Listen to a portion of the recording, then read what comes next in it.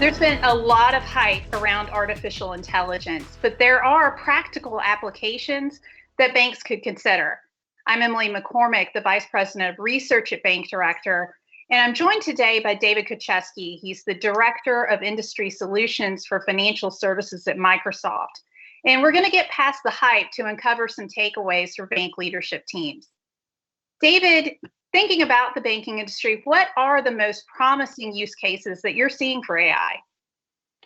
Yeah, that's a great question. And I like the way you said getting past the hype, because there is a lot of hype around AI and machine learning and what are the differences and how do we do all those things. But there are a lot of practical examples of how banks are using AI, and most banks are either looking at AI very heavily, and I've seen studies as high as 30 to 40% of banks are already leveraging some form of AI. And the first one that comes to mind for me is personalization. Especially in the digital focused area right now with COVID and everything that's going on, how can a bank create a very contextual, engaged experience with their customers? And AI fits into that very, very well. That actually increases digital engagement by as much as 100%, on average between 30 and 40%. When you have some kind of a personalized engagement within your mobile or online platform, you're driving significant value and significant levels of engagement. The other area would be fraud.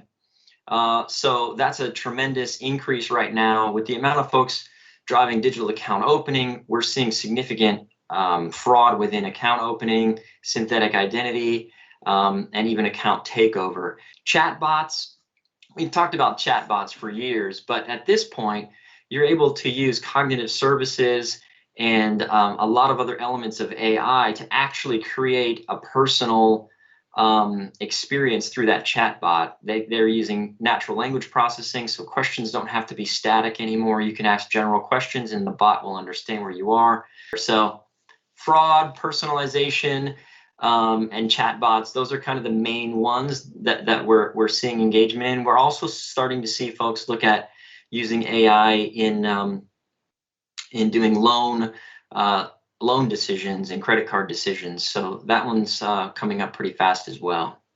How should banks go about doing the cultural and the educational work to get employees on board?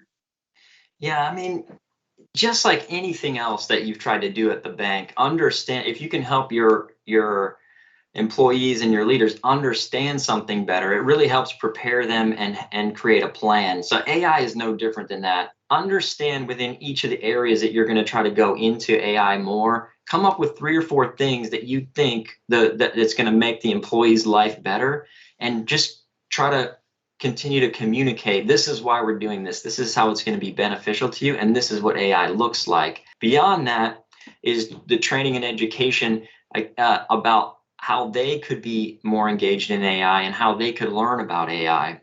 Help them become part of the transformation and make it we're transforming the company instead of the company is impacting their employees in that way. And then communicate. In general, banks aren't developing AI solutions in-house. They're relying on external partners to do that work. But banks are still on the hook when it comes to compliance. There's also ethical and regulatory concerns. So how can banks get comfortable ensuring that they're addressing those issues? Yeah, I mean, as soon as you think of AI, you think about bias, diversity, explainability. Really, those are the 3 things that within your company you're going to want to build a methodology around. But any third party or fintech you're talking to, those are the questions you're going to be asking. When it comes to bias, obviously in banking, we never want a model to be unfair. We don't want to make an unfair credit decision or any kind of other decision, a process decision, and we don't want to have bad insight.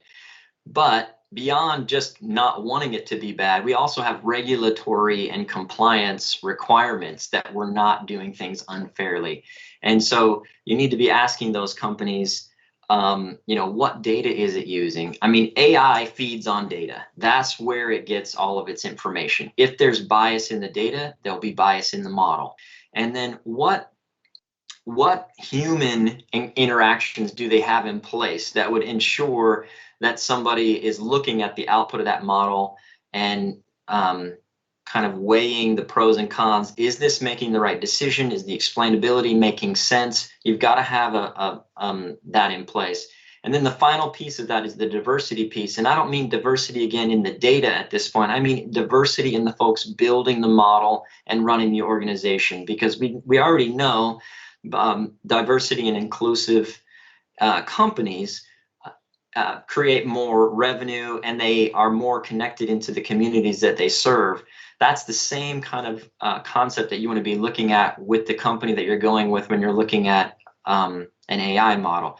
What is the diversity of the team, of their development team? What about in their leadership team? So the more diverse that team is, who's testing the model? What population and what groups are you testing the model against? All of those things will help ensure, and then at least create a methodology that you can defend as to, if something went wrong, these are the steps we have in place to prevent that. This is a new world where you want to be more proactive with going to the regulator and saying, hey, I'm considering these AI models. These are the steps I'm going through, and they will come alongside of you much more than in the past to just make sure that that's going to work out correctly, and that will be key. Well, David, that's a lot of great food for thought. Thank you so much. You're welcome.